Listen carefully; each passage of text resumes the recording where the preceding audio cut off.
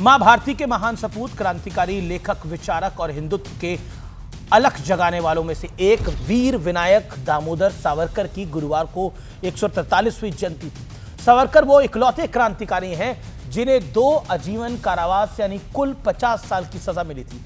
सावरकर वो थे जिन्हें अंडमान की सेलुलर जेल में रखा गया था, जहां बहुत छोटी जगह होती है। सावरकर ने करीब 13 साल काला पानी की सजा काटी और कांग्रेस उन्हें गद्दार कहती है। राहुल गांधी आज की कांग्रेस उन्हें गद्दार कहती है। 1924 में जेल से रिहा हुए तो रत्नागिरी में नजरबंद कर दिया गया। इस तरह सावरकर ने कुल मिलाकर 27 साल सजा काटी। कोई और देश में नहीं है किसी ने इतनी सजा नहीं काटी, जहां उन्हें ना किताबें मिलती थी, ना पेन, ना पेंसिल, ना अखबार, ना ढंग का खाना और ना पर्याप्त पानी। आयरनी देखिए, इसके बावजूद वीर सावरकर को माफी वीर कहा जाने लगा। ये नैरेटिव है। उनके देश प्रेम पर शंका खड़ी करने की पुरजोर कोशिश आज भी होती है, और तो और उन्हें देश की बंटवारे के लिए भी जिम्मेदार ठहराया जाता है।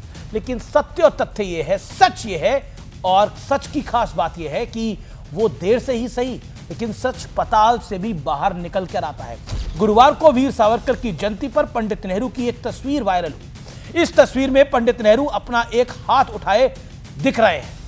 तस्वीर 14 जून 1947 को हुए दिल्ली कांग्रेस के एक सेशन की है। इस सेशन में वोटिंग की प्रक्रिया चल रही थी और जैसा कि आप समझ गए होंगे, हाथ उठाकर सबको अपना वोट दर्ज कराना था। पंडित नेहरू ने यह हाथ इसलिए उठाया हुआ है क्योंकि उन्होंने देश के बंटवारे के पक्ष में वोट किया था। यानी बंटवारे के पक्ष में पंडित नेहरू ने हां में अपना जवाब दिया था। इस फैसले के बाद जो कुछ हुआ वो इतिहास के सबसे खूनी और क्रूर पन्नों में दर्ज हो चुका है। भारत टूटा और लाखों हिंदुओं को अपना घर-बार छोड़कर आना पड़ा। मेरा परिवार भी उनमें से एक था।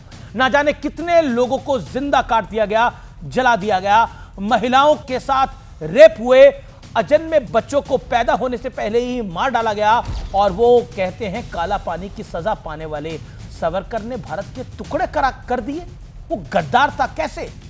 कोल्हू के बैल की तरह प्रताड़ना झेलते हुए सोच कर देखिए 13 साल कैसे उस व्यक्ति ने वहां काटे होंगे। और यह भी सोचिए अंग्रेजों के लिए वो व्यक्ति कितना खतरनाक होगा, अंग्रेजों के लिए, कि उसे ऐसी सजा 2 बार देनी पड़ी, फिर कोई सावरकर की तरह हिमाकत ना कर सके। वरना तो इस देश में 1930 से 33 के बीच नैनी, बरेली और देहरादून की जेलों में रहते हुए glimpse of the world history जैसी किताबें लिखी गई हैं। 1944 में अहमदनगर किले की जेल में द डिस्कवरी ऑफ इंडिया लिखी गई है। 1934 में अल्मोड़ा की ठंडी जेल में बैठकर अपनी ऑटोबायोग्राफी लिखी गई है।